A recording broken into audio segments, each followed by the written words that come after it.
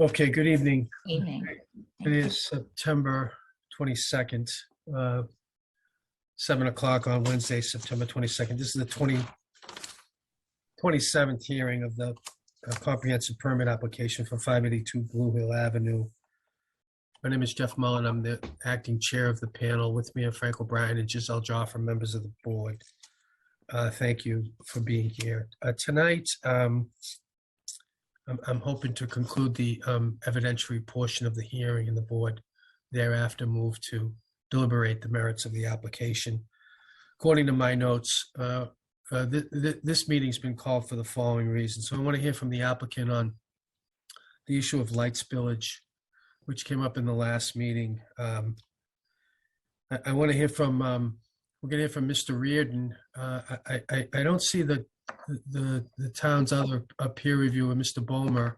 But we do want to hear from the peer reviewers on the final application from the final submittal from the applicant that we went over in some detail in the last meeting, including the flow report and offsite infrastructure issues that I know Mr. Reardon will address and did address in a letter to the board. So thank you for that, Mr. Reardon. We were hoping to hear from Mr. Berkeley or a report from the town officials on that same flow report and the offsite infrastructure issues, as well as issues with respect to whether or not the fire truck is able to make the turn in what I believe would be the northeast corner of the property, and then potentially hear from the board, from the applicant on issues surrounding the pond, which came up in the last meeting at the end of the meeting. So those are at least my expectations. To the extent we can't get through that, we'll determine at the end of the meeting whether or not we have to have additional time. Since the last meeting, we did get a letter or an email from Mr. McGrath regarding the garbage arrangement, garbage truck making the turn. I think there are still issues with how the garbage could work.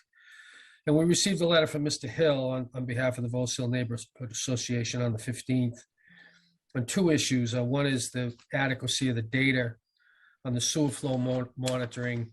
I think the word he used was dubious. And also with respect to the offsite drainage study. So people can read that letter. That was the first issue. The second issue was the issue to which I referred, which is the fire truck's ability and the garbage truck's ability to make the corner of the northeast corner there. So both of those issues were raised in his letter, and we'll hear testimony on that during this hearing. I believe that is, sets forth both the scope of this meeting and a little bit of a recap on what we've heard in the business of the board since our last meeting, which was a week ago Monday. Let me ask members of the board if they've got anything they'd like to add to those introductory remarks. Nothing from me, thank you. Okay. Nothing here, Mr. Chairman. Mr. Schomer, do you want to address the issues about which I've mentioned, or do you want to move to Mr. Reardon with the peer review? Well, perhaps I could check off a couple of the items quickly before we move on to Mr. Reardon's testimony, Mr. Chair, if that's acceptable. Perfectly fine. Thank you. Okay, just to let you know, Mr. Chair, and unfortunately our civil engineer, Jim Burke, had something come up and was not able to attend tonight. So to the best of my ability, I'll answer the questions that were posed to him, and I've requested that he follow up with a letter to the board just formalizing what I'm about to tell you. Regarding the question that was raised by one of the neighbors, I believe it was Mr. Paratos, at the last hearing regarding his question was when the the surface detention pond would overflow based on an Yes. extreme storm event. Yes. Mr. Burke has informed me that that basin is designed to overflow in a storm event where there is 10 inches of rainfall within a 24-hour period, which is it's somewhere in the range between a more severe than a 200-year storm, but less severe than a 500-year storm. So those are rare events, and the design of that basin is such that the emergency spillway would allow the water to overflow in the direction of the stream off-site in those events. Regarding Attorney Hill's letter on the same topic of, or the related topic of drainage and sewage flow, we have reviewed Mr. Reardon's letter of this week. We were not expecting that to come in, but I believe that his comments, and I'm sure he'll go into those further tonight, are in line with Mr. Burke's opinion on the matters that were raised by Attorney Hill. Attorney Hill raises in his letter a certain data point in that study of 2 weeks in which Attorney Hill found that to be somewhat anomalous. But Mr. Burke will provide a letter in agreement with, I think, what Mr. Reardon will say tonight, which is that the data point in question is although somewhat unusual looking, is consistent with the trend that the study as a whole showed, which is that that sewer line does have adequate capacity, and moreover, the project would actually improve that condition by replacing a significant portion of existing quite old sewer line, which would be expected to have a significant improvement in terms of the ground flow that's infiltrating into that line in the current condition. Proceeding to the next matters on my to-do list, Mr. Chair, there was an item at the last hearing regarding a correspondence with the Board of Health regarding the trash room capacity and that issue. And I did have a chance to speak with Tim Zerwinski after that hearing, and my understanding from him, and I'll let him speak for himself, my understanding from Mr. Zerwinski is that he has had a conversation with Carolyn Kinsella, who confirmed to him that there is no specific statutory or regulatory requirement with respect to the number of trash containers and recycling containers that will be stored on the site in that trash room. So what I would suggest, Mr. Chair, would be that this be handled through a condition, and we can certainly craft appropriate language, I think, that would provide the Board of Health and their agent with oversight and some regulatory review prior to issuance of occupancy certificates, so that it would ensure that they've had a chance to review the trash management arrangement, how many containers there will be, and have some subsequent oversight to require changes if there's any conditions that arise such that it becomes necessary to have a different arrangement or more trash receptacles or something of that nature.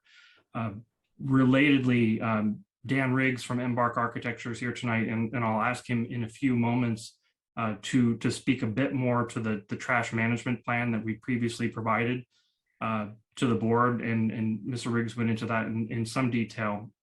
But just to finish up with my to-do items, Mr. Chair, on the issue of the auto turn analysis, that also was a point that was raised by Attorney Hill and also responded to during last week's hearing by Mr. Michaud, our traffic and safety consultant from MDM Transportation. And the board members may recall that during last week's hearing, Mr. Michaud was doing a share screen, and what he did during that hearing was he blew up the auto turn analysis, and electronic copies of that are available on the board's website. But when you look at it at a very close scale, it becomes clear that Attorney Hill, with all due respect to him, is misinterpreting the data. The auto turn analysis does not, in fact, show a curb crossing in that location.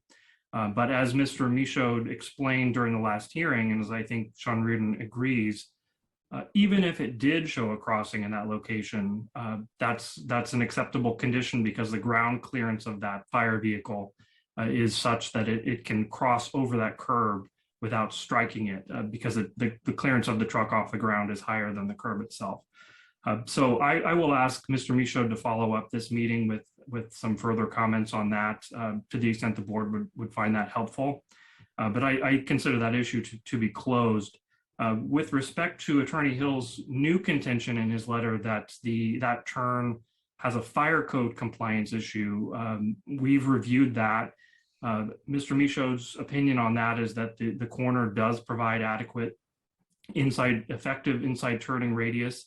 However, if during the course of code compliance, which is a process that this project will have to undergo before issuance of any building permits, if during that process it is determined that there's a fire code compliance issue, that corner can easily be modified, the geometry of it, and it would not require losing any parking spaces. It would require just a minor modification of the shape of the inside of that curbing at that location. And here again, we would be agreeable to a condition requiring that if fire code compliance analyst determines that change is needed, we're happy to make it. And we would of course do so as would be required by the fire code.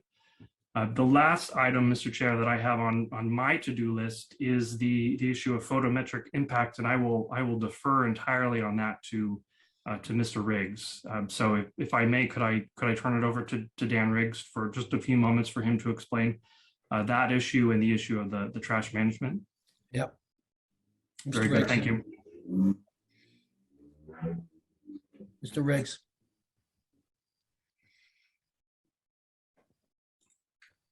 Mr. Riggs is on mute. Sorry about that. Dan Riggs from Embark with the architects on the projects.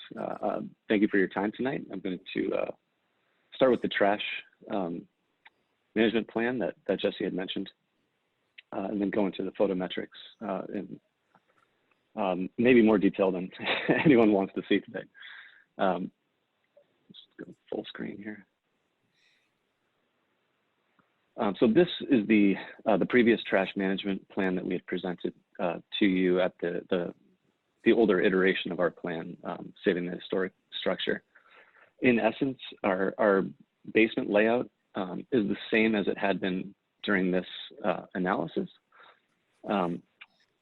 And essentially the sequence is we have a main trash room here aligned with the north building that has two chutes. One would be for trash and one would be for recycling that go up through that building at every level.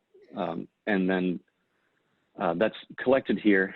These symbols here are essentially a 2-yard container. So it's a 6 foot wide by 3 foot deep by 4 foot tall waste container that could be moved. We would use a caddy system. It's a kind of a small dolly type system that can move that around throughout the garage. And we'd have storage space there for 2 units here, at least 1 unit at this location, and another unit here at the maintenance area. Those would be taken out this easternly side of the garage and temporarily stored at this location at the rear of the site for retrieval by the waste removal folks. In our latest iteration of the plan, the garage layout has remained essentially the same. And you can see that here. Really, the only impact was removing some parking spaces at this corner to help free up that part of the site. So we're still showing the same amount of trash storage as we had been at that point, albeit with several fewer units in the building. So we have, again, the 2 chutes here, emptying into a compactor, and then several 2-yard containers. And this is a visual of that 2-yard container. So again, it's 6 feet wide by 4 feet tall by 3 feet deep, and can hold up to 400 pounds of material once it's been compacted. And that can be moved throughout the building, again, to this maintenance location here at the rear of the site, and stored temporarily for those periodic waste removal trips that would be essentially made along the one-way circulation around the back of the site where my cursor is now, and exit along the south end of the site over here. So I can pause there for questions if that makes sense before moving on to the photometrics, which is kind of its own animal. Questions from the members?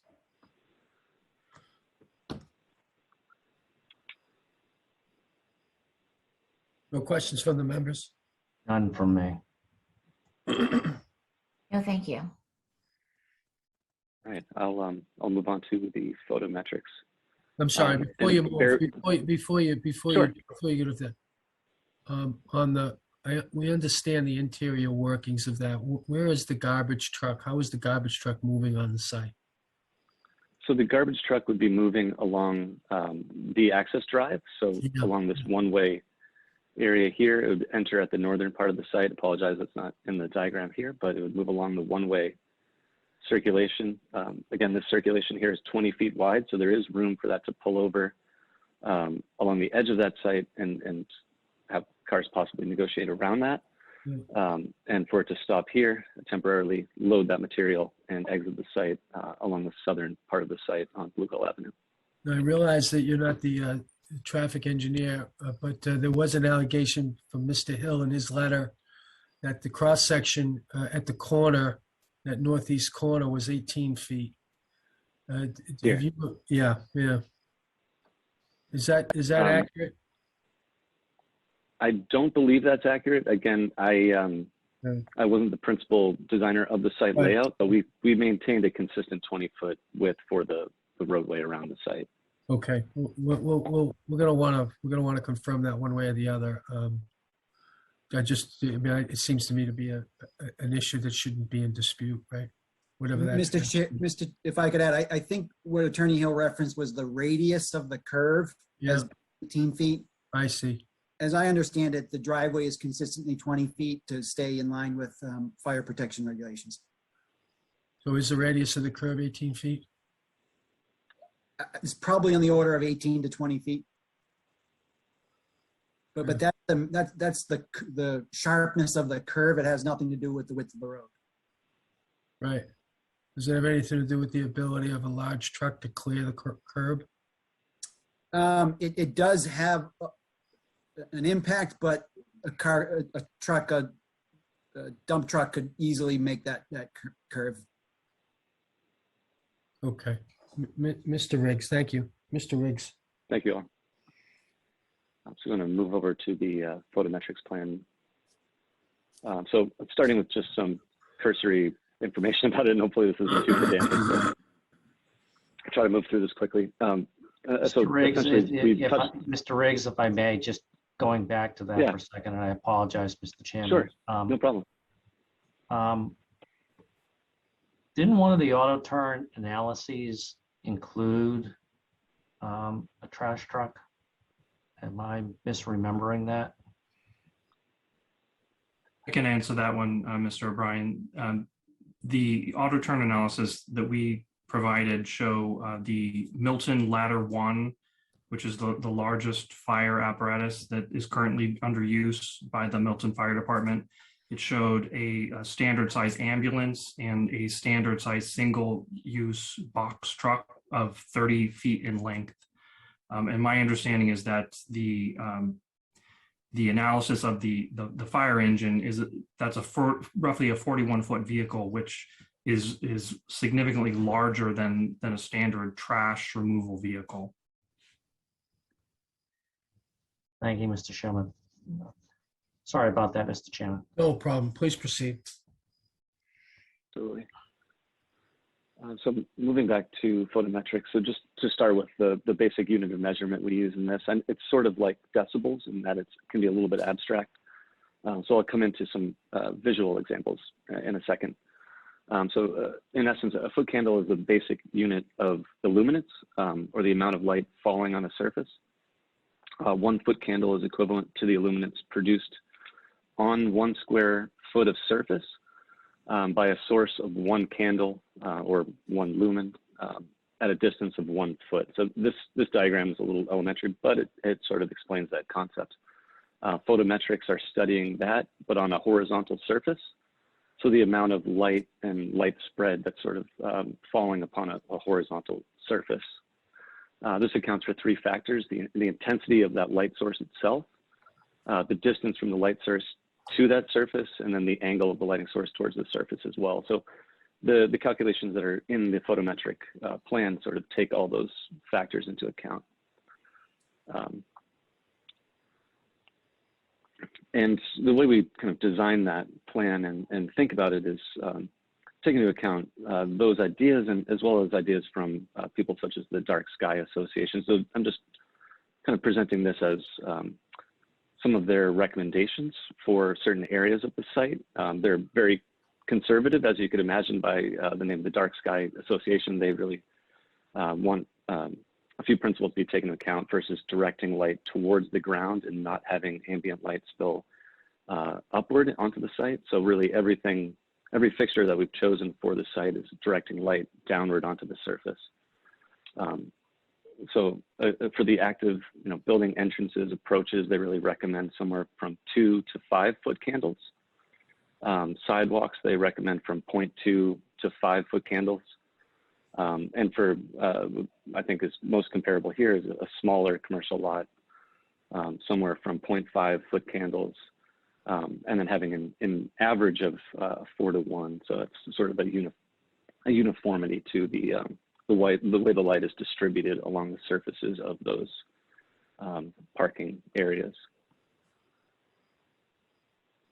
So just to jump into the plan a bit here. So it's a little bit counterintuitive the way the colors are laid out. I think if I had done it, I would have done the colors the opposite way, but essentially red is the darkest part of the diagram, whereas the blue and the green are the brightest parts of the diagram. So if you look at the areas here that are red, it's essentially no light falling on that surface at that point from the lights that are shown on this plan. In the orange locations, it's a very small amount of light. It would be sort of the kind of perimeters of those light fixtures, a very, very low level of light falling on the surface of that location. And the green and the blue are really where that light is focused and where the majority of it is falling. So if you thought of the green and the blue as sort of the areas of the light hitting those surfaces, that's sort of what that represents. Here in the black line is the property line of our site, and so you can see this study takes into account a pretty large amount of space beyond that property line, as well as the property itself. And with the analysis, there's a few points that are made, right? Minimum light in an area, a study area, maximum light in the study area, and then averages. And those are taken from these study points here that are marked in colors here, but have a figure associated with them if I am to zoom in on those. So just give me one moment. And zooming in. So again, you can see the red is a 0.0 or no light falling on that surface. The orange is a 0.1, so an almost imperceptible amount of light falling on the surface in that location. Yellow is sort of the boundaries of that light spill or the light fall, for lack of a better term. And the blue is really the focus area of where that light is. And you can see the way that we've designed the lights. And this diagram sort of directs them towards the surfaces that are being used for circulation. So for instance, there's a light here. It's directed towards the main drive area. So the blue areas are within that kind of scope of the light and in the direction that light is pouring from that fixture, and gets dimmer as it gets away from that focus area. And as part of the calculations, there's several study areas that are taken into account. So if I'm to zoom in on this calculation summary, that it breaks the site into several areas. One of those in the courtyard, drive areas, parking areas, and it also measures light spill at the bottom line of that. So it looks at the maximum light spillage here, which is a 0.2, which is a barely perceptible amount of light. The average is 0. So the average for the light spillage on this site is no light spillage across the property line. And then to give you an idea of what the light fixtures we are using again. So really the emphasis is on directing light downward onto a surface. We're not trying to light the air or the sky or the horizontal surfaces unless we're lighting downward from the building. But the light fixtures that we're using and in fact specifying in this analysis include a bollard fixture, this one right here at the top, which is, all of these are, this is by Bega, this is another Bega light fixture, and this is manufactured by Sternberger. So the bollard fixture, the light comes out of this piece of the light fixture at the top here and is directed purposefully downward onto the surface of the drive or the sidewalk. Similar for the pole light, these are an 18-foot tall pole light, but the light from that point is directed entirely downward onto the surface of either the drive area or the parking area. And part of that reason to use a pole light is, again, to create a very uniform distribution in those parking areas for safety and for the usability of those spaces, so that the pole lights really allow us to have this very clear and uniform distribution that is focused entirely on the drive areas of the site. And the third kind of primary element of the lighting is these wall-mounted fixtures here. So those are located along the perimeter walls of the garden, as well as along the building at major egress components and in building entries. And then going back to the kind of recommendations of entry locations, you know, those are really between 2 and 5 foot candles. So we're not really getting beyond that amount of light, except at one location, which is at this part of the amenity building right here, where it gets up to 10 foot candles at the max. And again, it's kind of an obtuse unit of measurement. So just to give a visual reference of what those kind of numbers can mean, looking at a few different examples, right? So in the 2 to 10 foot candle range, we're looking at kind of low level of lighting outdoor spaces. So this one I have in the red box is the one that's probably most applicable to us, where we're directing light downward. We don't have this kind of ambient light directed into the sky. We're directing the light downward onto surfaces in a purposeful manner. And it's generally just for surface lighting, safety, and the usability of those spaces at night. If you were to go into, you know, 10 to 25 foot candle, this is like an auto dealership where it's more flood lighting. That's not what we're trying to do at the site. And then at you know, the higher end of that is like a laboratory where you're doing, you know, focused task lighting and things like that. So I hope that starts to be a digestible way of looking at that. But essentially, again, just to do a perimeter focusing on the light spillage on our site itself. Again, there's just a very imperceptible amount of light, or barely perceptible amount of light at the Delphi Academy property here, where it's 0.1 at the boundaries. Moving down the site, once you get to essentially where the retention pond is, that goes down to 0. And it's still 0 along this part of the property. If I was to continue along Meeting House Lane, and apologize for the continuous scrolling, but it continues as a 0 number at those locations, and continues to 0. There's a 0.1 here along the southern part of the site, but essentially 0 along that entire property line here as well. So I'll pause there for questions, comments, or concerns. Questions from the members? Yes, Mr. Chairman, if I may. Sure, Brian. Thank you, Mr. Riggs. The last time we discussed lighting, it was a concern expressed by one of the abutters, I think it was Ms. McGrath, who I think it's fair to say expressed some disbelief or concern regarding this study. Is it fair to say that this study is reflective of all of the lights that are going to be installed outside of the building? That's absolutely correct. Yeah, this study doesn't take into account sort of ambient light created by the interior of the building, or by lights within windows or things like that in the upper floors of the building.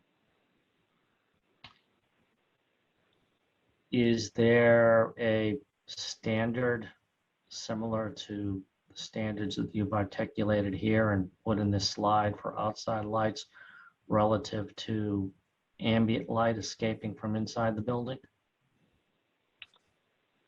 There isn't that I know of or that I've used before in a project. I know there are certain techniques we can use to mitigate the effects of those things within the interior environment of a unit.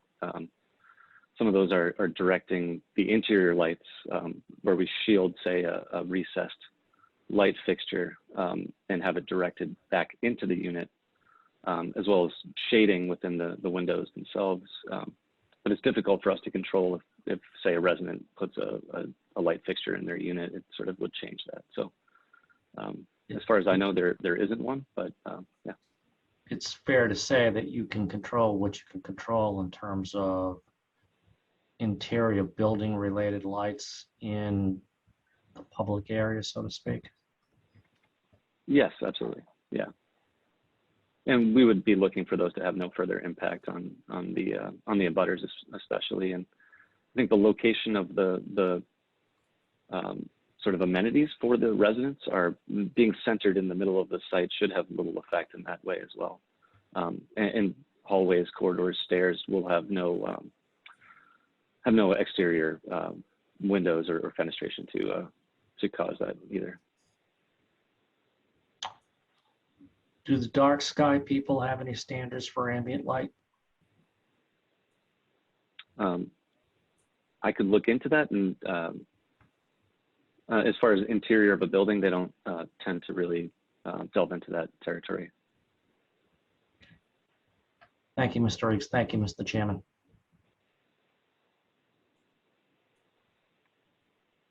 I have a question about sort of not the impact on abutters, but just the safety and lighting of the property itself. So it seems to me that there are some like sort of red areas within the site, even though they would seem to be in close proximity to lights. So for example, the historic garden looks red, at least at this magnification. The red and orange are a little difficult to decipher.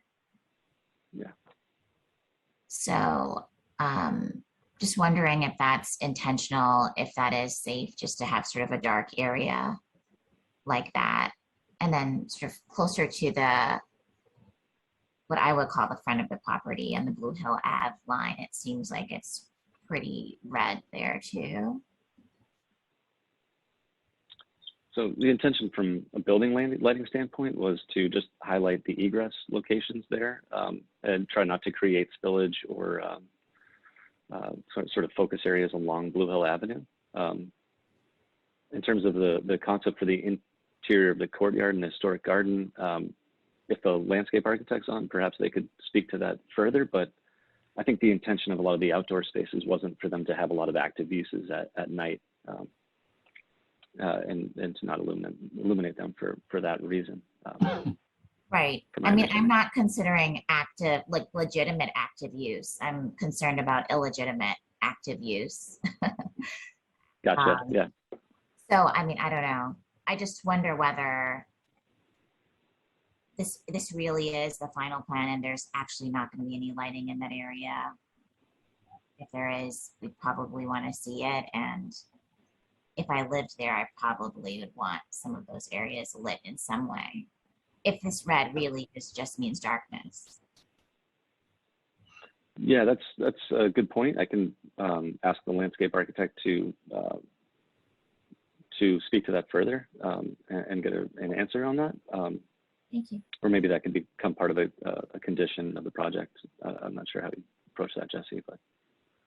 Just to add to that, to hopefully provide a little bit more context, Ms. Joffer, this photometric plan was prepared by an outside vendor under the instructions from the landscape architects based on the outdoor lighting that they had selected. So these locations that you're showing here, the heat map locations as it were, are showing all of the exterior lights that are currently being proposed. I can ask the landscape architect. I don't believe they're on the line tonight. We weren't anticipating having a question for them, but I can ask them what their thoughts are about further lighting of the garden, for example. My instinct is that to the extent they would be adding further lights in here, it would be very small ground mounted type things just to provide kind of illumination so that people could walk through this area safely. But at this point, as Dan mentioned, there's no plan for programming outdoor use of this area during at night. But your point is well taken with respect to safety. So I'll ask the landscape architects if they have anything further on that, and if they do, we'll supplement with some correspondence from them. Right, thank you. Okay, And just to tag along to, sorry, I was just gonna say, if sorry, just they to, do, then we do want to make sure there's not an undue impact on the butters, right? So sort of the two sides of the coin. Yeah, and I think that Absolutely, goes yeah, into and- what their design was really trying to balance those two sides of the coin. You know, safety and convenience for the residents, but also not creating light spillover for the neighbors. and just to elaborate on that a little bit more, if there were to be lights within the courtyard, for instance, I imagine there would be an in-ground fixture that's sort of embedded within the walkway surface, or a lower bollard fixture that would be below the height of the existing garden walls. But we wouldn't have like pole mounted lights, for instance, in those locations. Thank you. Further questions?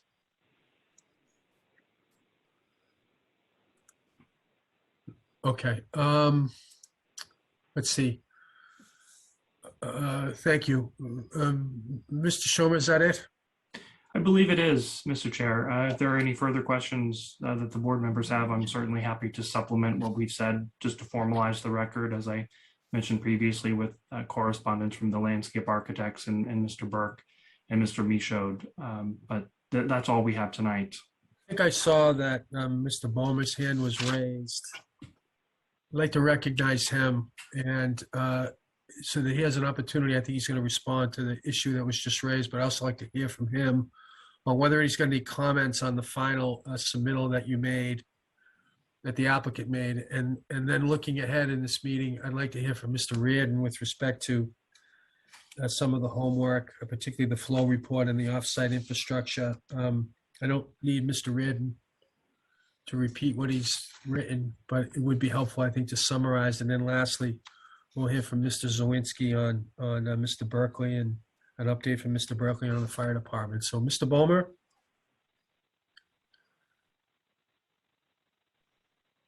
I've been trying to promote him and, okay, I think he's in. Mr. Bomer. Sorry, I've been There he fading is. in and fading out, so I missed the introduction. I did So raise, let me just recap that for you, Mr. Okay. What I thought I didn't see you at the top. What we're asking for is your reaction to the applicant's final submittal of the plans, to the extent you have anything you want to supplement the written letters you've provided to us. That's a principal issue. And then I thought I saw your hand raised, so I want to acknowledge your hand and invite you to offer your thoughts to the board at this time. thank you, Mr. Chairman. And as I think you all know, I have not submitted another written comment. From the time that I got the documents until now, I really did not have the time to put together a written document, but I have reviewed the plans. And I had a few comments. The reason I raised my hand, though, was actually about the lighting plan. Yeah, I think it appears to be prepared at the correct level that we would expect at this point. It looked normal and straightforward, and certainly employing dark sky type of design driver for it is really the right way to go these days. I only have one comment about that, which is we all know that this Meeting House Lane is at a significantly lower elevation than the project site. So I think the comments that were made about looking at the specific light fixtures are really good. And I think that matters. The diagrams really do show that the way the light lands on the landscape below. But it is possible to still have diagrams that show virtually no impact, as diagram, but still there could be a view up into the fixture if not properly baffled from the side. So I think the choice of the fixture is really important. There are plenty of fixtures that can be used in this kind of circumstance. Certainly, the bollard lighting is a great solution because it's very low, it's not very far off the ground, and it's aimable, and it works extremely well for guiding pedestrians around sites. So I appreciate that plan was produced, and it looks as if it's at the right level for where the project design is at. As far as the questions about light that comes from units, I think the best way to look at that is, I don't know if it's the best, but I think an important way to look at it is look at the landscaping plan. And traditionally, the way that, in a setting where you have homes that can see each other, a lot of that kind of impact from interior lighting is mitigated by landscape. And I have looked at the landscape plan, and the important landscaping in this case is primarily the plants that are proposed for that sloped area once you're beyond the retaining wall on the meeting house side. So and there are a number of trees that they're actually, I think, mainly white pines that are proposed for screening along the taller part of the building that's the most visible from Meeting House Lane. And given the slope, I would just want to make sure that landscaping plan really works, whether there need to be tree wells introduced. I'm not a landscape architect, but the critical way to really work with that kind of impact on neighbors is ensure that the landscaping plan makes sense at conception and then is properly executed in construction, and then of course maintained over time. So there is a well-prepared landscape plan in this new package, and I'm just adding that point that's really the best way to mitigate that impact. People will have lights on their units. That's the way people live at night. But there are ways to mitigate that impact. And I think given the elevation of Meeting House Lane and the types of trees that are proposed, they are conifers. I think it could do the job sufficiently. So, but it really matters if they can grow on that kind of slope. I'm not a landscape architect, so I would encourage a landscape architect to address that concern. Whether it rises to a concern, I'm not really sure, but that question. As far as the plans overall, again, I have not committed to writing, but I think all of you know that it has moved in a direction that I have been supportive of. I think they've done, in my opinion, I'm not the decision maker, but I think they have done a good job in moving the massing of the building to the locations that minimize impact to the public realm. And that includes the addition of the story on the west wing. And it isn't just that the height of it, I think, can work, particularly given the degree to which they're proposing to maintain the landscaping buffer, the existing mature landscape buffer. It's also the architecture of the building, I think, is really successful. It's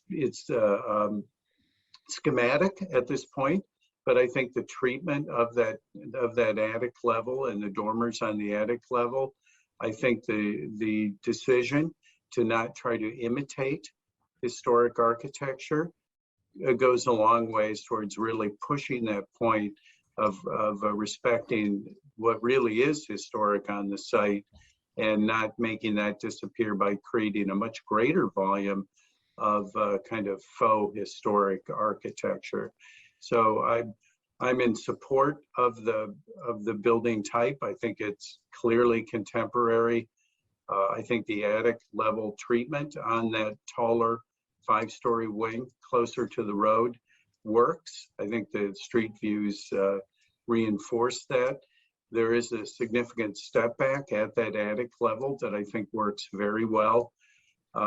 So yeah, I think given what's in the package, what the developer is proposing to put in the package, I think they've done a very good job of presenting it and turning it into what I think could be a very well received piece of architecture. A couple minor comments on selection of materials. Again, it's very schematic at this point, but I would recommend potentially looking at, there's a lot of cementitious siding proposed. I would recommend looking probably at a higher grade of cementitious siding. What's proposed is one particular brand. Hardy is the brand. There are a number of other, I think, longer lasting, much nicer looking materials that are more homogeneous materials. The detailing is, I think, can be more successful with them. And given the importance and visibility of the site and the relationship to the historic building, I'd recommend looking at materials that I think would have a longer useful life than what's recommended on the building.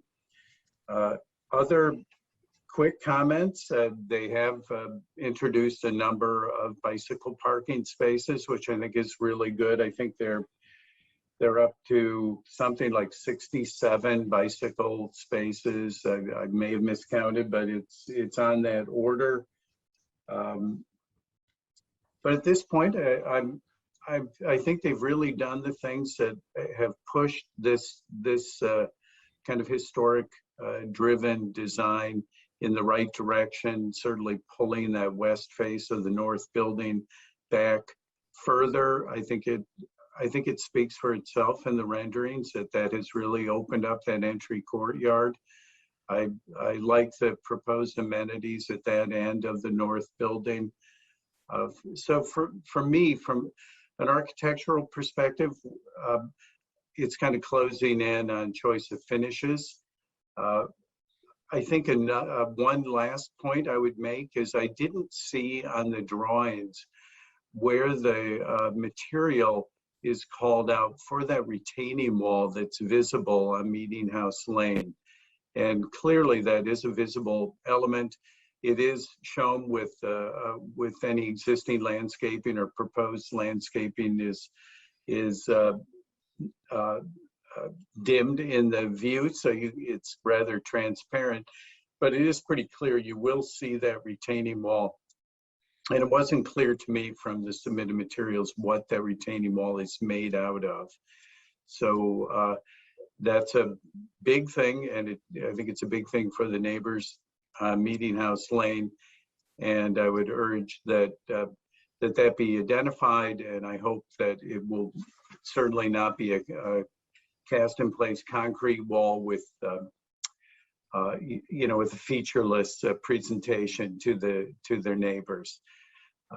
So I think, again, without having revised my letter, as usual, there's a long list of kind of normal things we look for. Those have not been answered.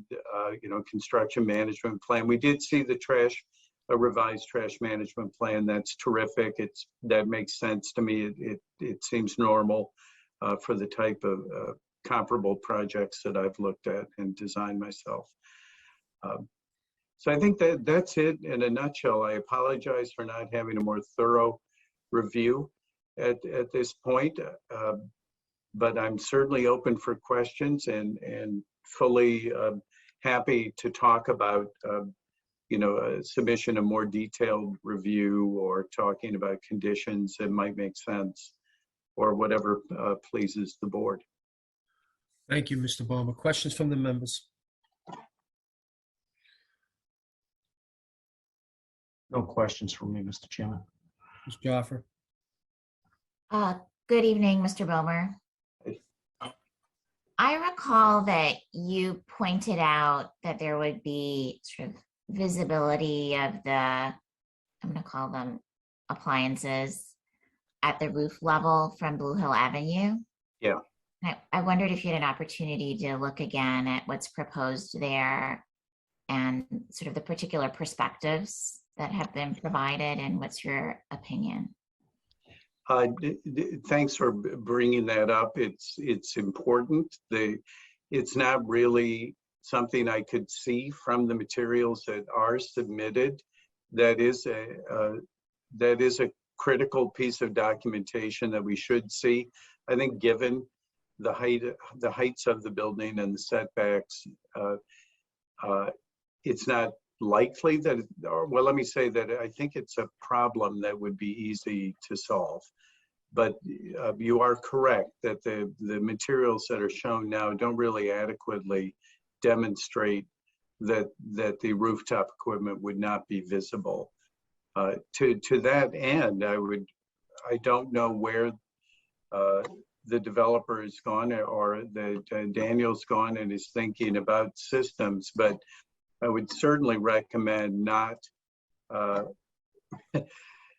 providing central, very large ERV systems that sit on the roof, or even the more kind of shared heat pump driven systems that are larger pieces of equipment. I would recommend that they go to smaller scale sort of condenser farms that are very easy to screen. They're not very tall, and they can be, even if screening is required, it's generally a really minimal height. But that's a really legitimate concern, and certainly on the views from the main roadway, because that's one where I think you would have the most opportunity to actually see the equipment. So I think we should request essentially those are views, just simple two-dimensional drawings that show angles up to that rooftop equipment that determine how tall any screening would have to be on the rooftop. Mr. Chair, if I may, I believe that Embark has prepared some materials on that. I seem to recall seeing them at one point. Maybe Dan Riggs can expound on that a little further. Mr. Riggs. Sure thing. Yeah. Let me just share the packet from the last meeting. Give me one moment.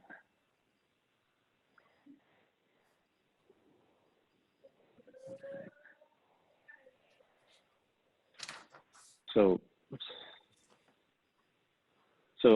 as Mr. Bomer stated, we are not looking at a larger centralized systems for this building. We're looking at localized systems for each unit. So very preliminary. We haven't actually selected these yet, but a lot of our projects we use kind of a fan coil system that has individualized heating and cooling for each unit. So every unit would have its own small condensing unit on the roof, which you alluded to with the idea of a condensing unit farm at the roof level. So in this section here, you can see it's kind of our basic approach to that. So essentially, we're letting the kind of hip sections of the roof extend up 21 inches above the base roof level there to create sort of a small parapet to help hide those from perspective views. And where we would have a larger kind of rooftop thermal unit, say for a common area space, we would be moving that kind of away from the abutting properties so that, you know, it's really not visible from the vantage point of Blue Hill Ave or from one of the neighboring properties to the north or the south. To show that a little bit more detail, I'll go over to the roof plan here. So as Mr. Bomer had alluded to, we're using a kind of a condenser farm system of these much smaller roof-mounted condensing units for each unit. So every unit would have the ability to heat and cool within its own space, which is both efficient for that unit in terms of how much energy is used and it being specific to the end user. But it also allows us to use these much smaller units on the rooftop and kind of array them at the center point of the roof, aligned above the corridors. And those units tend to be it varies by manufacturer, but somewhere in the order of about 32 inches tall, sitting on a sleeper on top of the roof. And we do show those. So we have those modeled in 3 dimensions within our material. So let me just go over to one of the axons. So we have those units modeled in each of these drawings. So where you don't see them on perspective drawings, we're essentially showing or representing that you wouldn't see them from these vantage points. And that goes for the kind of front entry as well. And again, I think the biggest thing that contributes to that is just setting that roof, the main flat portion of that roof below the top of our pitched roof to help kind of provide a screen that's sort of integral to the roof system itself. I'll go to the front perspective really quickly here just to help to demonstrate that. So again, that's the front perspective, and we have modeled the mechanical units in this view as well. So our intention is that that parapet would screen those units. Well, that from my perspective, that's reassuring, because I didn't know that those were modeled. So that this is exactly the kind of view I was talking about that gives you a street level view. And it's good to know that that equipment is modeled. So this should be accurate as long as all the grades are accurate. Absolutely. Ms. Joffer, Nothing further from me, thank you. no questions for me. Mr. Bomer, thank you very much. Hey, Mr. Chair, before we move on, just one very quick question of Mr. Bomer from me. Just wondering if he had an opportunity to look at the construction management plan that was provided. I think it was maybe somewhere in the range of 6 weeks ago, because you did mention it. I didn't know if I misheard you that you said we had not submitted one, but I just wanted to make sure you were aware that we did submit a construction management plan. Terrific. I have not reviewed it, but I will review it. Thank you. Mr. Reardon. Good evening, everybody. Just to touch on the 4 points that Chairman Mullen referenced. First of all, did get a look at the final submittal materials, and again, our takeaway is really impressed with the quality and the breadth and the clarity of the work that the architects do. So, I mean, I hope you understand that the quality that we've seen is not typical for what we get. The work that Dan's done is really been great. Everything that we saw was in line with what we expected to see based on the conversations to date. The drawings represented that. Important change was that pulling back the building. What that did is create a little bit more pervious area, so actually reduce stormwater burden. The design of the stormwater system stayed the same, so the net result is a net improvement of the performance of the stormwater system. So as far as that final submittal goes, everything looked in order and looked to match with what our expectations were. Probably the biggest piece of information is the new sewer metering information. And this was really critical piece of information because what it does is it replaces 100% speculative assessment with almost 100% real data. And although there were quite a few anomalous conditions, which Attorney Hill brought up, the overwhelming majority of the information was very illustrative for us, for a civil engineer looking at it. Clearly shows a zone of normal wastewater flow, a zone of infiltration, and a zone of inflow, all of which were below the capacity of the pipe and are expected to be below the capacity even with the addition of the project. Probably the one takeaway that I was a bit surprised by is the volume of inflow and infiltration. So there is quite a bit of water getting into that pipe that's coming in from the groundwater, and quite a bit of water that's getting into that pipe from the surface when it rains. The good news there is the project is going to be replacing a significantly older section of pipe with about a couple 100 feet of new pipe. The net result of that will be a reduction in inflow from the surface and a reduction in groundwater infiltration. So we would expect some benefit there. The other thing is that's the reason why projects pay such a big II fee to the town. So that II fee is a fee paid specifically to help the town address inflow infiltration issues.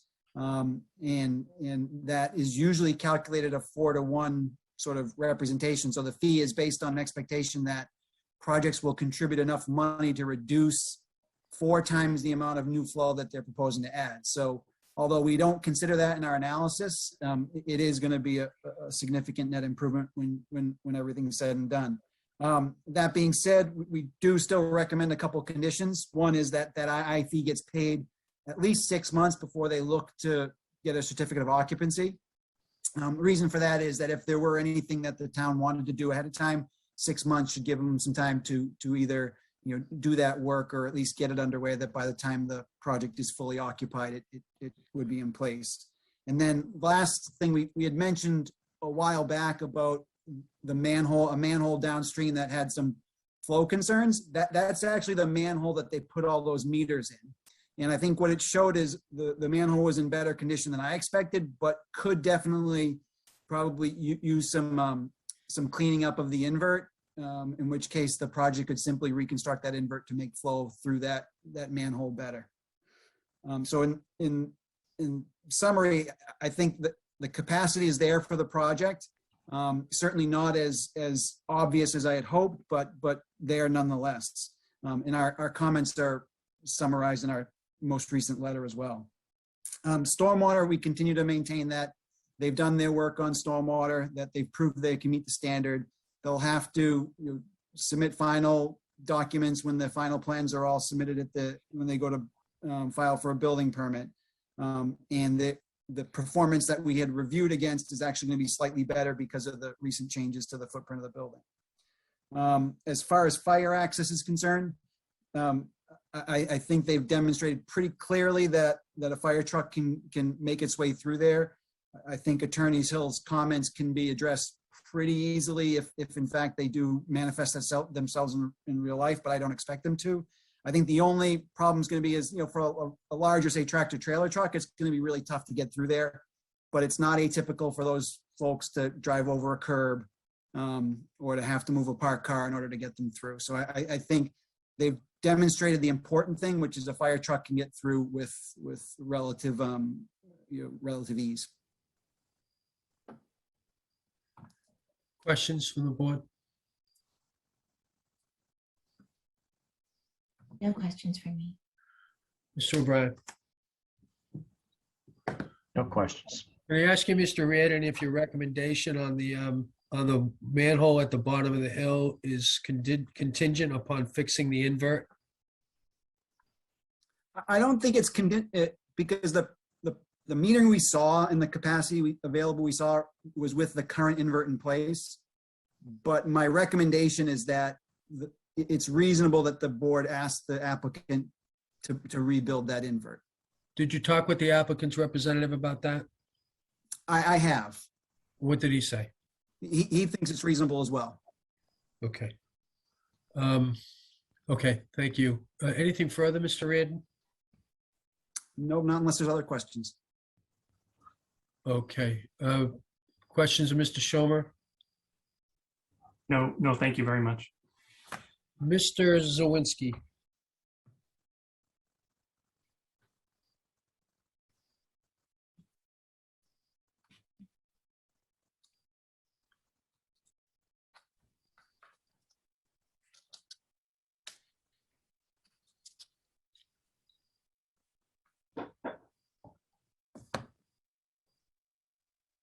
Mr. Zawinski?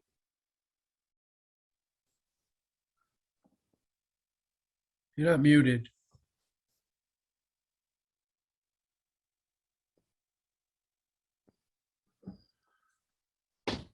Bev, is he there? He's here, but he may have stepped away.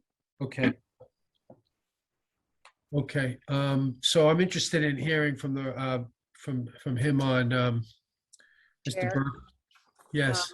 Tim is having trouble accessing audio, apparently. Okay. So he is trying to respond and is unable to do so right now. Okay. Okay.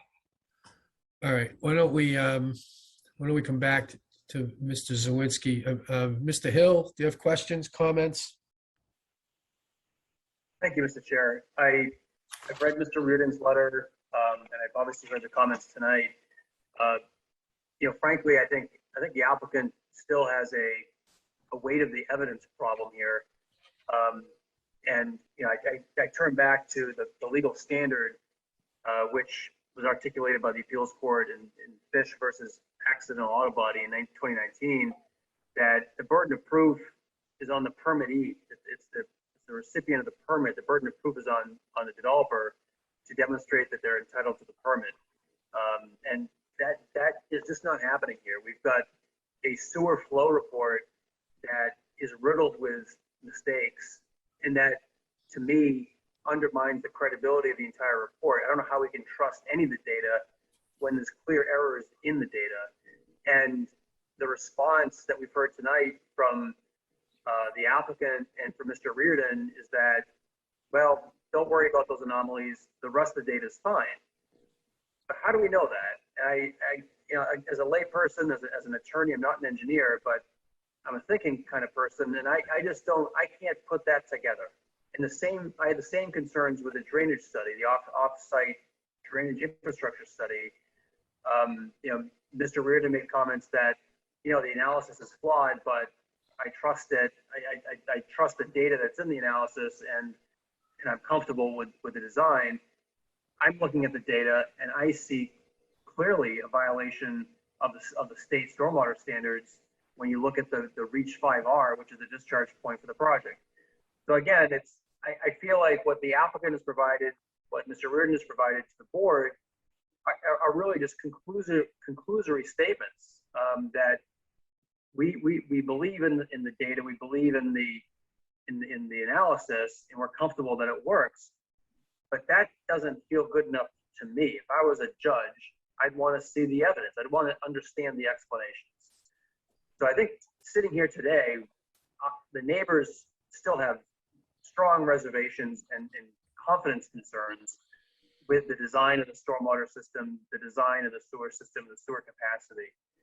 And then with respect to the turning radius issue, I merely submitted my comments because Mr. Michaud is the one who represented to this board at the last hearing that the fire code's inside radius requirement was 20 feet. And it's not, it's 25 feet. And this project doesn't comply with it because it's 18 feet. It doesn't take a rocket scientist or a civil engineer to do the math. You take a ruler, you use the scale, and you can calculate it. It's 18, 19 feet at best. So for the applicant to say, well, I'll fix it if I need to, if during code compliance we need to adjust it, we'll adjust it. Respectfully, this is the time when this plan should be vetted, not down the road and not to some condition subsequent that the board imposes at its own risk. The applicant should be proving to the board during this process that the plan complies with rudimentary safety standards. And I stand by our comments that that corner is tight. If you have snow buildup, regardless of if the radius complies or not, that is a very, very tight corner. The whole driveway is very tight. And this is public safety we're talking about. And if you have snow, if you have ice, if you have a disabled vehicle, if anything is obstructing that driveway, you're not going to have good access and response times for ambulances and fire trucks. So we stand by our concerns. I don't think, nothing I've heard tonight changes our opinions on those issues. Mr. Reardon, do you want to respond? So with all due respect to Mr. Hill, a lot of the information that we get frequently has anomalies. We as engineers and as trained individuals, we can look at data and we can extract compelling information. And the sewer data that was provided, despite the anomalies, which are absolutely normal when you pull data like this, because basically the data is a little monitor in the bottom of a flow spitting out a number every 15 minutes. You're gonna get, odd data every through there. But the data as a whole, the reason we ask for it to be over 2 weeks is so we can see it act over an extended period of time, act through wet weather events, everything that we saw was absolutely consistent with what we as trained individuals are used to seeing in those kind of metering applications. So with respect to the sewer data, I think that the data was compelling. Stormwater, same issue. There are certainly differences between how I would look at things and how the applicant's engineer would look at things. I look at the information provided. I use the information that I use and I have validated and I think makes sense to draw conclusions that have firm opinions and sound basis. I think in my correspondence, I've given the basis for my opinions. So I'll stand by those in my findings. Mr. Reardon, what do you say about the fact that the points about some of the data being inaccurate and therefore we have to question all of the data? Could you just respond to that specifically? No, I disagree with that completely. When you pull real life data out of a sewer manhole, as you can imagine, there's some not so pleasant things flowing through a sewer manhole. It's not uncommon for things to get accumulated on the meter. It's not uncommon for the meter to glitch out periodically. So, but what you do is you look at the breadth of the information, and for every one bad piece of information, there's probably 1,000 good pieces of information. And what you do is you look at the data set as a whole, and you make determinations based on that, based on your experience in similar situations. Thank you. Questions of members of Mr. Hill? Have you made the points that you wanted to make? I'm sorry. I have, thank you. Okay. Questions of Mr. Hill or Mr. Reardon from the members? Mr. Zawinski? Yeah, can you hear me, Mr. Chair? We can. I have this problem with my headphones, so I'm just on regular mic. So if you hear Sound Curious fine. George or my kid upstairs, I apologize. No worries.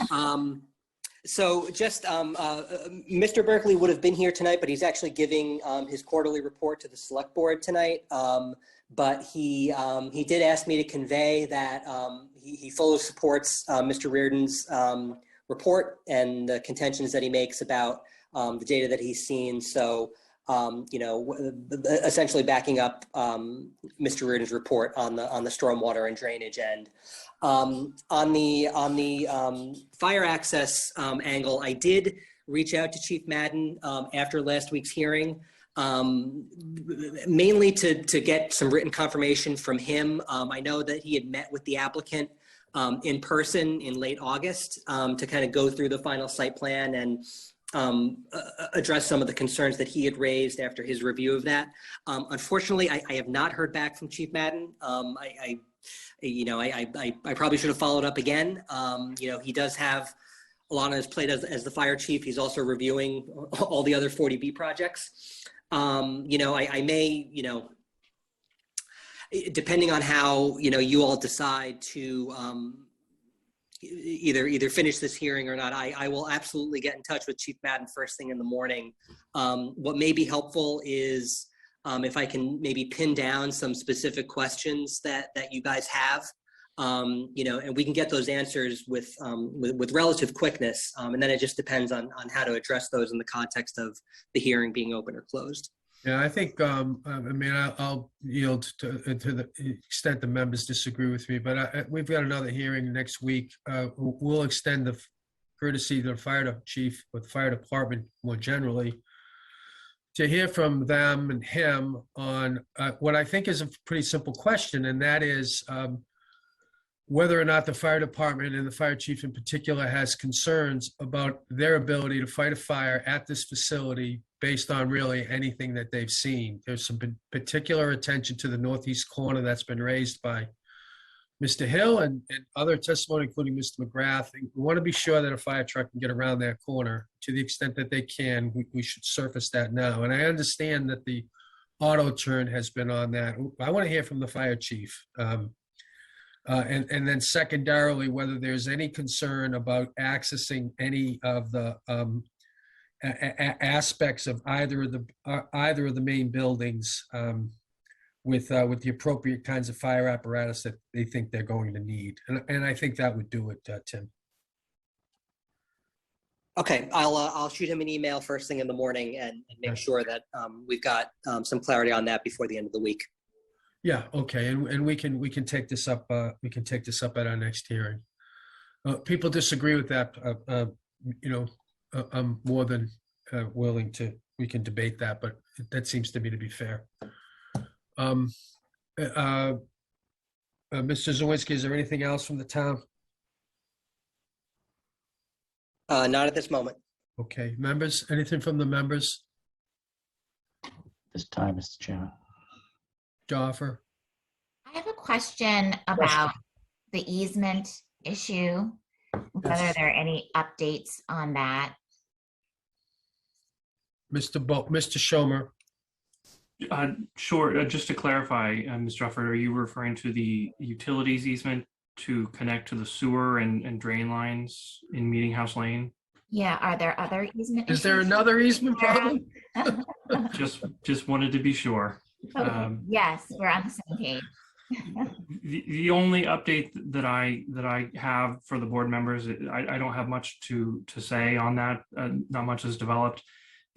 My understanding is that the neighbor through whose property the easement or lack of easement lies on the plan that we provided to the board is now represented by Attorney Hill, and I've made contact with Attorney Hill and expressed our interest and willingness to come to the table and have a discussion about a mutually beneficial agreement regarding an easement, just to confirm that exists. To date, I have not heard back from Attorney Hill. That's all I have on that. Thank you. Other questions? Ms. Barrett, anything to add?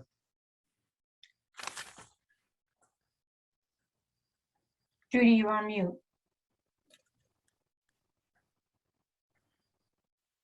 Ms. Barrett? Judy, you're on mute. Oh, boy. You asked me if there's anything else, Mr. Chair. I think that was the question, which I've been trying to answer now for like a minute. Not that I can think of. I mean, mainly I think it's trying to pull together from the peer review consultants and the town staff conditions that they want to see in the draft, so we can look at that and make sure you have the most current waiver list, because certainly before you close the hearing, you're going to want to go through the waivers and conditions and make sure that there aren't any significant issues. So that's kind of where we are right now. Okay, let me ask, thank you. Let me ask if there are questions from members of the audience. We have Chris. Mr. Parados.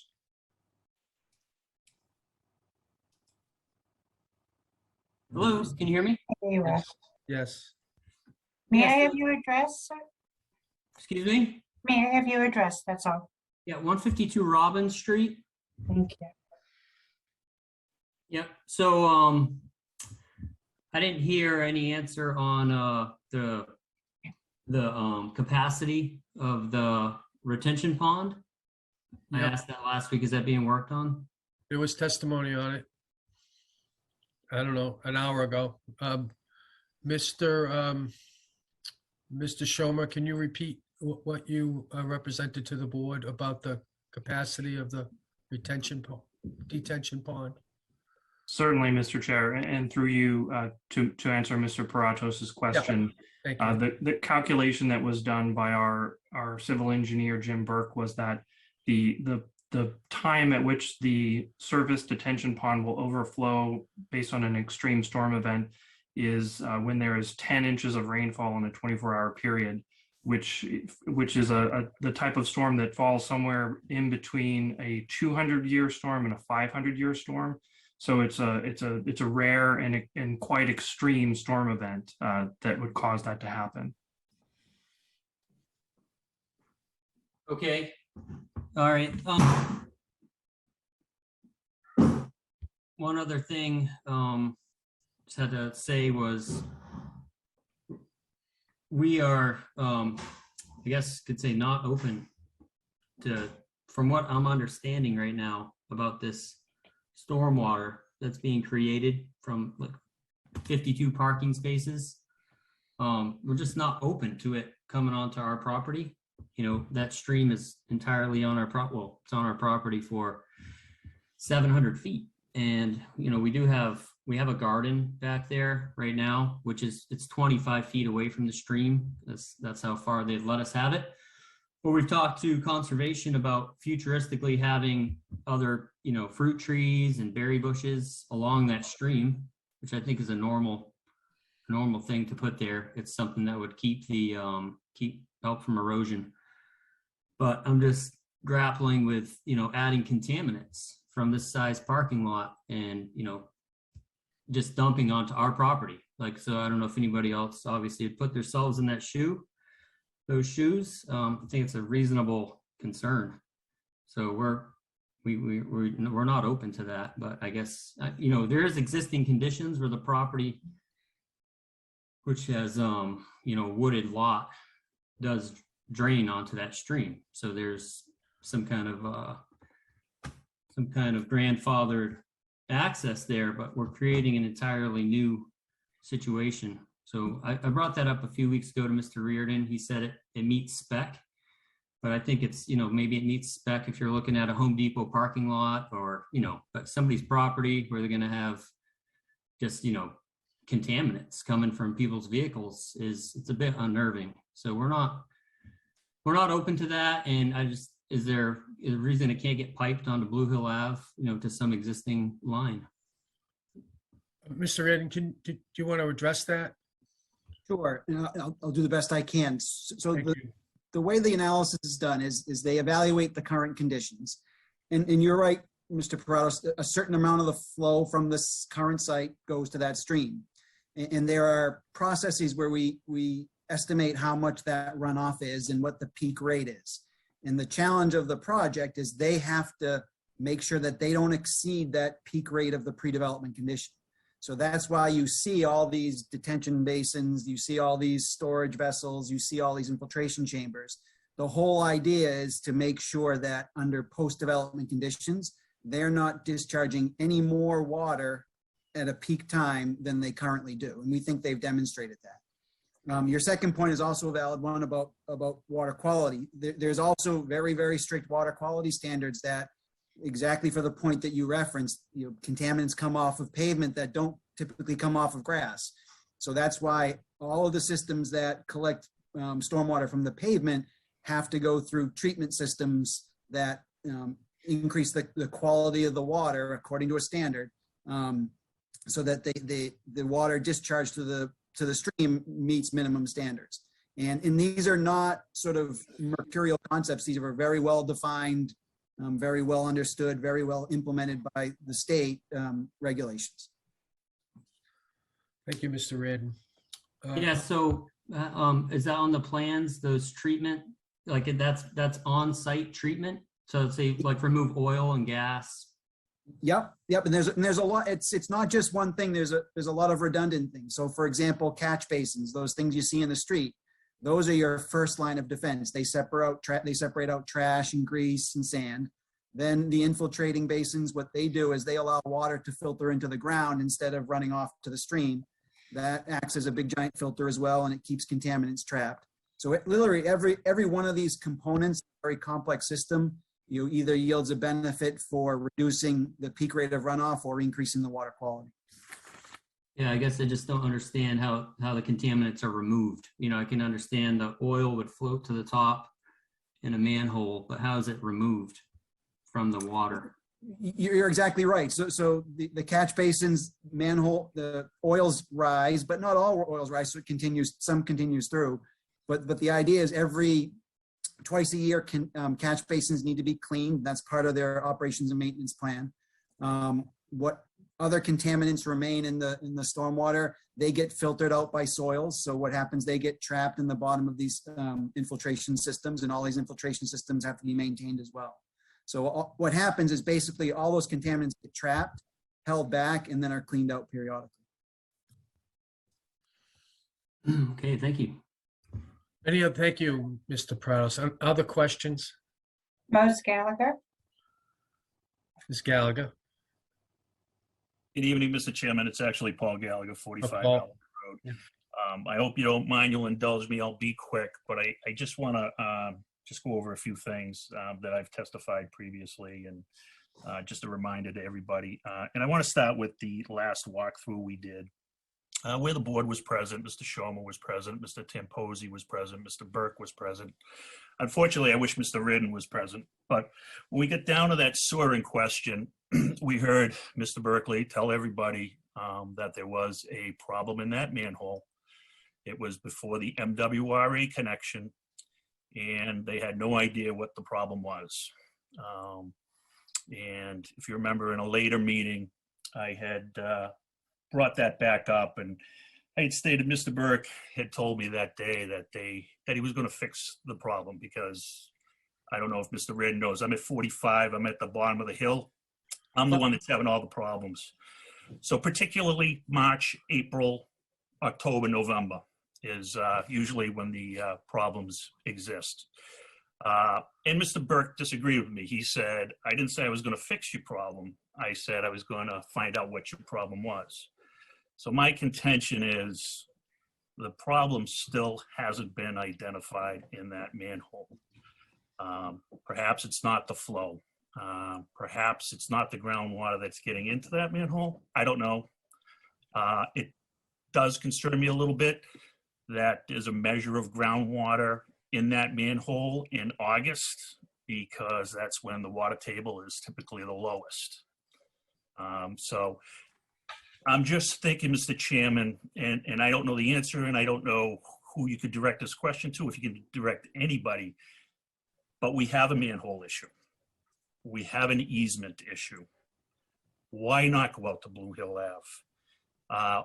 I know it's not apples to apples, but the developer at Walcott Woods had to go far more extensively than the Tamposis would have to go to connect to Blue Hill Ave.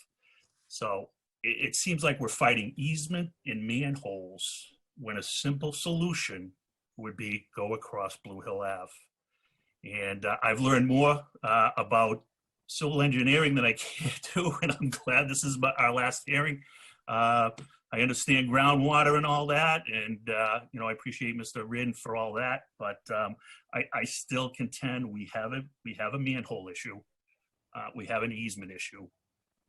This isn't about me being for or against the project, but I just don't understand why we don't go across Blue Hill Ave with those problems existing. Thank you. Yeah, you're welcome. It's a question. It's a reason I'm frustrated with the manhole. I was at the hearing. I heard a concern about the manhole. We've talked about this manhole at 20 of the 27 hearings we've had. I am super frustrated that we can't get to the bottom of this. This is it's the reason I asked the question about the invert. And what I can't do is tie or can't figure out the tie between the project and fixing this manhole. So Mr. Reardon, can you enlighten us perhaps? Sure, I'll do my best. So there's a difference between problems and problems that manifest themselves as a public safety issue. So there are definitely problems in that manhole. It's a problem that there is so much inflow. It's a problem that there's so much infiltration.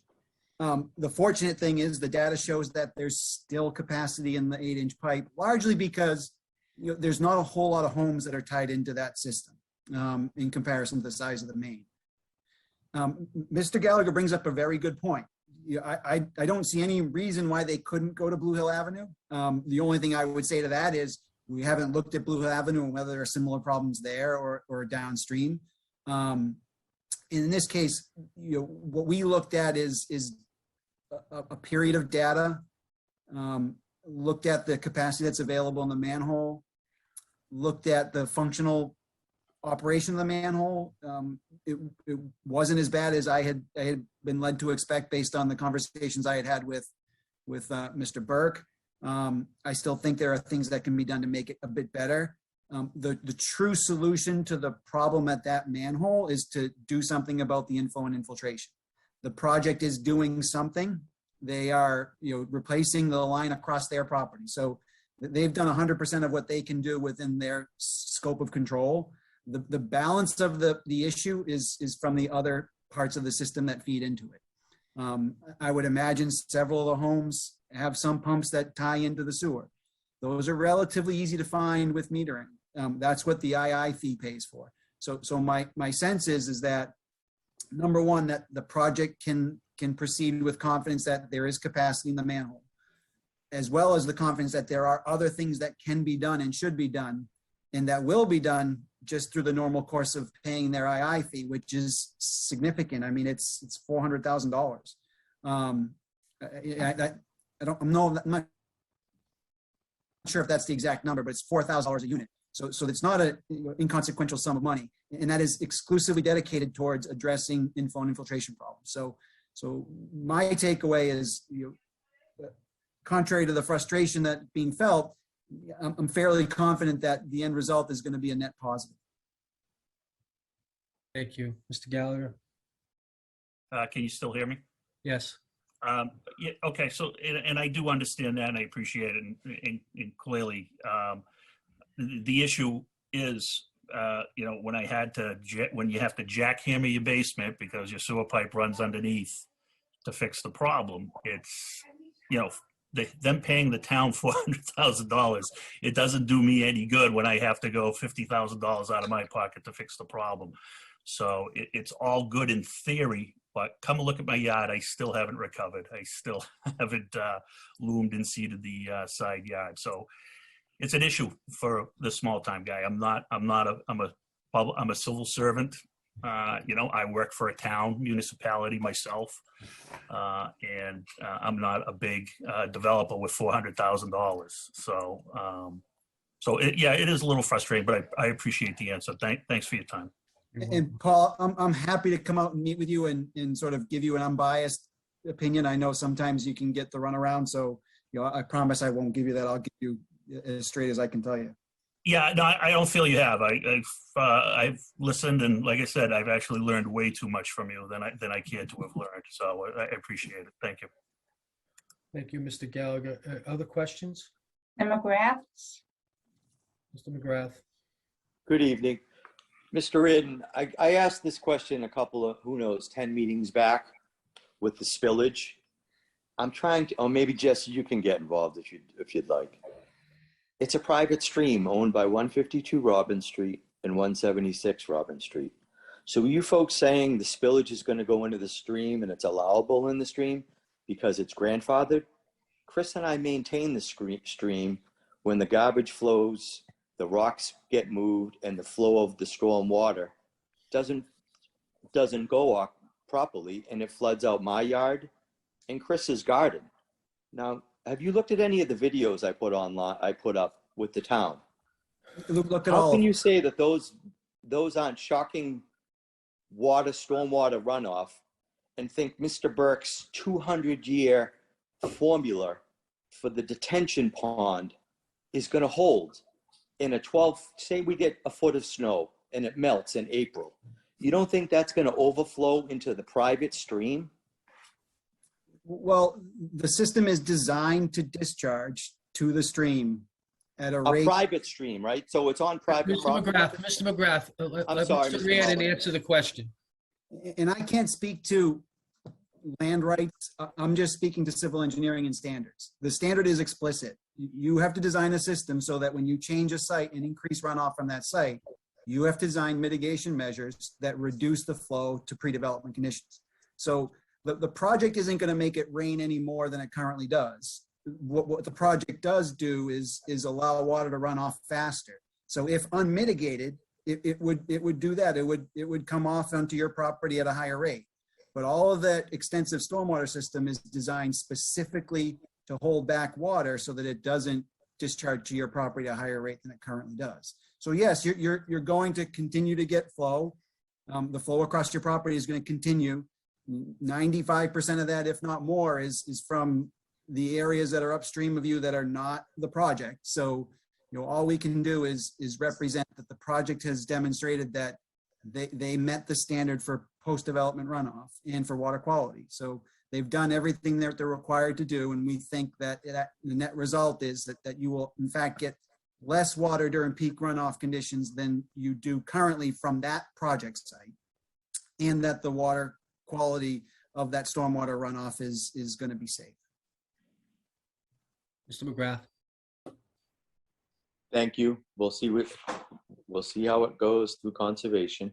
My next question, is it possible to have the turning, I forget the name of the software for the turning radius, to do a garbage truck that has a front end loader on it? Because that's a whole different swing circumference to get to the driveway, to get to the opening of the garage to unload the trash. In Milton, you have the trash trucks that load the trash from the front. So that swing capacity, I would like to see that on an auto turn. Someone should call Mr. Lombardi from Sunrise and ask him for the dimensions of a garbage truck. Mr. It's a Zawinski. code issue for the Mr. fire Zawinski. department. Also, I don't understand how. Mr. McGrath, we understand I'm the sorry. question. Let me I'm try to sorry. It's answer. been 30 meetings and I'm getting agitated. I'm sorry. Yeah, Mr. Zawinski. It's been 30 meetings for all of us, Correct. Mr. Chair. And So I have to I live just with the wanted- project. Can I answer the question, Mr. Chair? Please. Mr. Berkeley has testified to this, I think either orally or in his written comments, or possibly both, that the town's solid waste contract with Sunrise is a fixed contract. I don't know what the metric is, but basically whenever there's a new development, it doesn't automatically get onto the route. So, at the very least, at build out, and perhaps, I'm not even sure how long after, the project itself is going to have to arrange for private trash hauling. So, not to discount Mr. McGrath's concern about the type of truck, but Sunrise trucks will not be going into this site, or at least the Sunrise trucks that serve the rest of the town. It will be up to the project to get their garbage off site. Mr. Schomer can confirm that. And the only reason I bring it up is that perhaps could offer them some latitude in terms of the type of service that they contract with, and the type of truck that service uses. Mr. Schomer. I can confirm that is accurate. It is standard practice for developments like this to have private garbage collection, and the contract with the private garbage collection company would provide typical language requiring that the trucks that are being used by the company be sized appropriately to access the site. And if a particular company has a particularly large truck that can't navigate that corner, they would have to, my clients would have to either choose a different company, or that company would have to select a different truck to access that corner. Thank you. Mr. McGrath. Well, that's been my question, so that we don't know the size of the truck. And also, I'm a landlord. I look at the trash area they're using here. That's comparable to a 12-unit building that I'm affiliated with. So are you going to have 70 dumpsters there throughout the week that are going to have to go 100? They're going to be pushed 100 feet through a garage to a corner is not at code for a emergency fire truck, but we're going to allow a garbage truck to queue up right at the entrance while they're loading garbage, whether it's in the rear or the front. It just seems odd to me, that's all. And I've been in real estate for 20 years. Perhaps I can speak to that, Mr. Chair, through you. That would be a site management issue. For trash collection days, it would be typical for the building and site management to be out in the location of the garbage area when that's taking place, ensuring that there's no issue with traffic coming around that corner where the trash will be collected. Trash is collected relatively quickly, and the vehicle exits the site. And as Mr. Briggs mentioned earlier tonight, and when he presented that issue previously, at that point, the trash containers will be wheeled back into the building through the garage.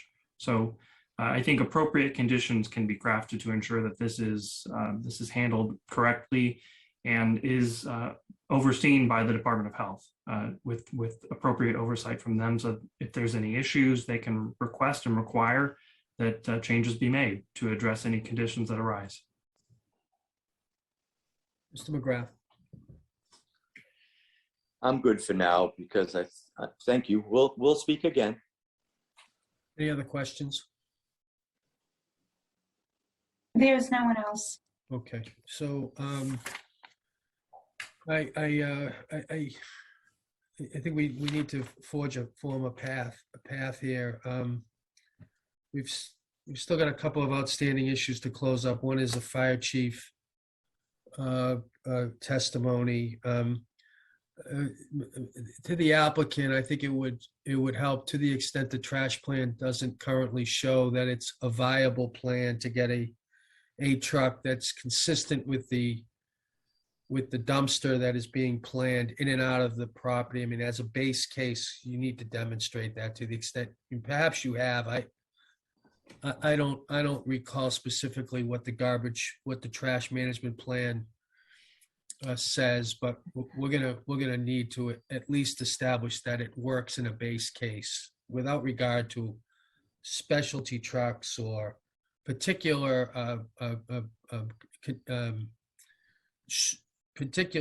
steps to be taken. So it ought to work. And if you've already demonstrated that, just point to us where you have, and if you haven't, please do so. I don't know that there's other issues to follow up on. I'm interested in the Mr. Reardon's point about repairing the invert and the manhole that has caused so much concern. Let's see, and of course, to the extent that we're prepared to put this to a consideration of the members, we're going to need the recommended conditions, the conditions to which the applicant is willing to subject itself. My understanding is that in the Ice House hearing, those were debated robustly, which feels to me like yet another process. So I'm going to need some guidance on how to enter that phase. But I don't at this point want to close the evidentiary portion of this hearing without hearing from the fire chief. So those are my thoughts, and we'll be meeting next Wednesday at 7:30 to continue this. I'd like to begin deliberation on this matter so that we can consider it on the merits. So I'd like to maybe hear from the members on that, or unless Ms. Barrett has some guidance for the board. I think that even more important than the conditions is the waiver list. And I think we've been through the waiver list, though. Okay, I may have we missed spent a a meeting. whole hearing on that, and I may have missed a meeting, Mr. Chair. yeah, we did have some comments, and I think there were one or two instances where Mr. Schumer had recommended or suggested that perhaps that waiver wasn't required. But we have had testimony on that. Mr. Schumer, you would correct me? I believe you are correct, Mr. Chair, although my recollection is that the current waiver list that is on file has had all of those removed, the waivers that we no longer need removed. Yeah. However, I will double check that, and I will say that Ms. Barrett did send me a format for the waiver list that is preferred for the final decision, and I'm happy to work on that as a priority to reformat our waiver list so that it conforms with that formatting. Could you do that? When do you think you can do that, Jesse? I can have that. I can probably work on that tomorrow. Okay, that would be a big help, because I'm just drawing a complete blank right now. I just do not remember, so I must have missed a meeting or I was asleep at the wheel. Either way, that would be helpful. You know, Mr. Chair, I don't know that the conditions on the Ice House went through exactly a robust review. They were certainly discussed by the board. But because there was no real opposition to that project, it was a very different type of discussion. I think that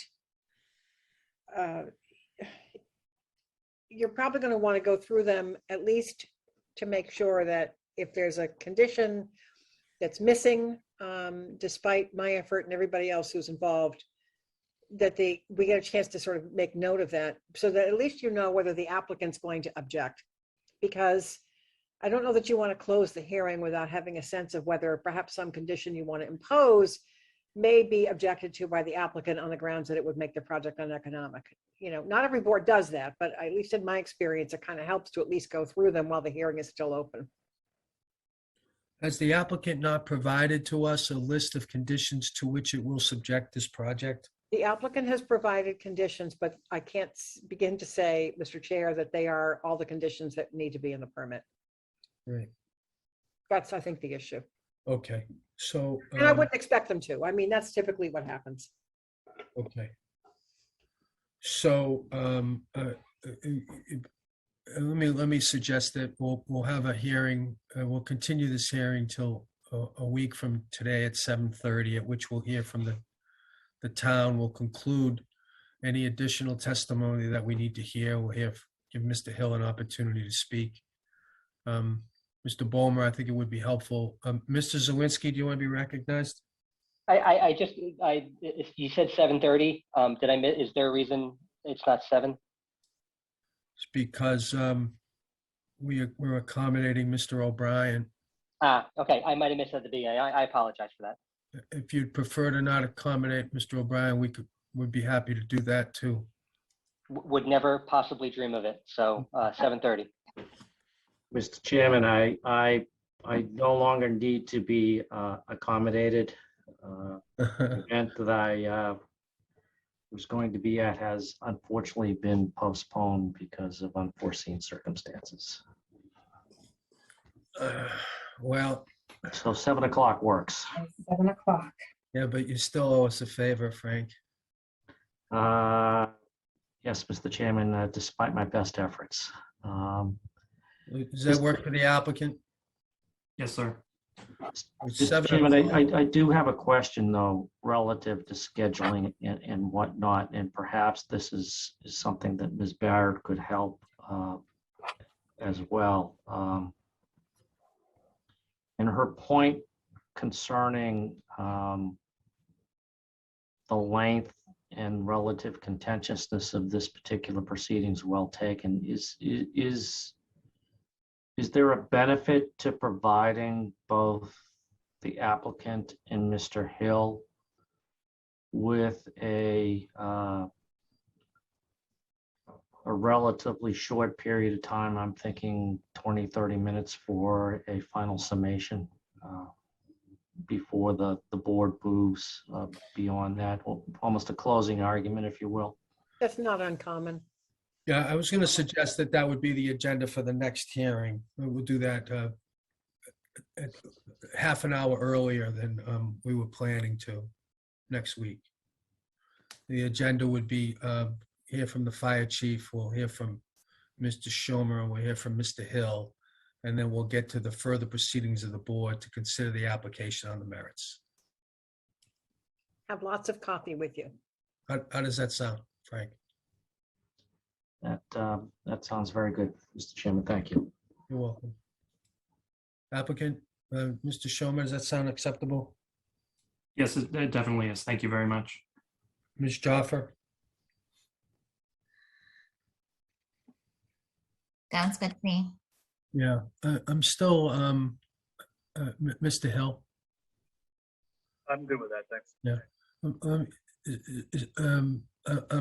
I'm still a little bit confused about how to surface these conditions in a public forum. I mean, you know, members of the board have certainly debated numerous Board of Appeals decisions over a long period of time. So